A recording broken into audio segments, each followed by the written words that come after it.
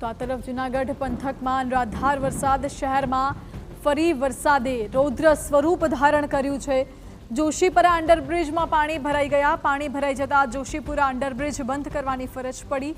ભવનાથ, કાળવા ચોક, ઝાંઝરડા ચોકડી સહિતના વિસ્તારમાં ભારે વરસાદ પડ્યો।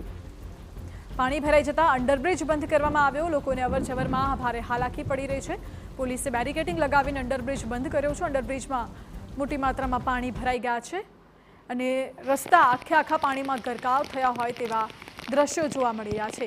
આ દ્રશ્યો છે જોશીપુરા અંડરબ્રિજના, જ્યાં પાણી ભરાઈ જવાના કારણે અંડરબ્રિજ બંધ કરવામાં આવ્યો છે, જ્યારે અન્ય વિસ્તારોમાં પણ ભારે વરસાદના કારણે હાલાકી।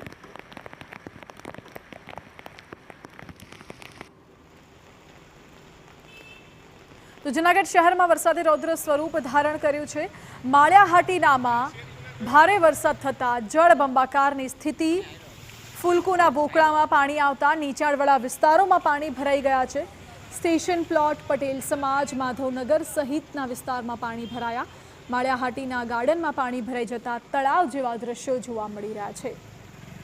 ભારે વરસાદને પગલે દુકાનોમાં પાણી ભરાઈ ગયા છે। આ દ્રશ્યો જુઓ, રસ્તા પરથી પાણીની નદીઓ વહેતી હોય તેવા દ્રશ્યો જોવા મળ્યા। લોકોને અવરજવરમાં ભારે મુશ્કેલી સર્જાઈ છે। હાઈસ્કૂલની બહાર પાણી ભરાઈ ગયા છે। માળિયાહાટીનામાં પણ ભારે વરસાદ, વોકળામાંથી પાણી પસાર થઈ રહ્યું છે એ હદે કે લોકોને અવરજવર કરવામાં પણ ભારે મુશ્કેલી સર્જાય છે। ફૂલકુના વોકળાના દ્રશ્યો, જ્યાંથી પાણીનો પ્રચંડ પ્રવાહ વહી રહ્યો છે। બજારના દ્રશ્યો અત્યારે જોઈ રહ્યા છો, જ્યાં પાણી ભરાઈ જતા લોકોને ભારે હાલાકી।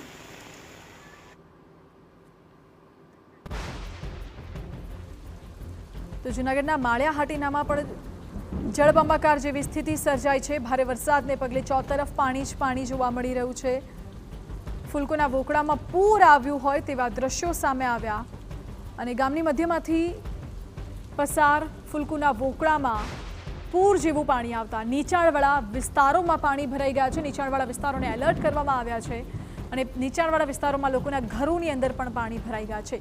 સરકારી હાઈસ્કૂલના ગ્રાઉન્ડમાં પાણી ભરાઈ ગયા। તો આ તરફ સ્ટેશન પ્લોટ, પટેલ સમાજ, માધવનગર, પૂનાપરા, જલારામ મિલ, રેલવે સ્ટેશન રોડ પર પાણી ભરી ગયા છે। પાણી ફરી વળ્યા રોડ ઉપર। માળિયાહાટીના ગાર્ડનમાં પાણી ભરાઈ ગયા અને ગાર્ડન આખું જાણે કે તળાવ બન્યું હોય તેવા દ્રશ્યો જોવા મળી રહ્યા છે। વહેલી સવારથી અત્યાર સુધી છેલ્લા 3 કલાકમાં 109 મિલીમીટર જેટલો વરસાદ ખાબકી ચૂક્યો છે અને હજુ પણ કેટલીક દુકાનોમાં પાણી ઘૂસી ગયા।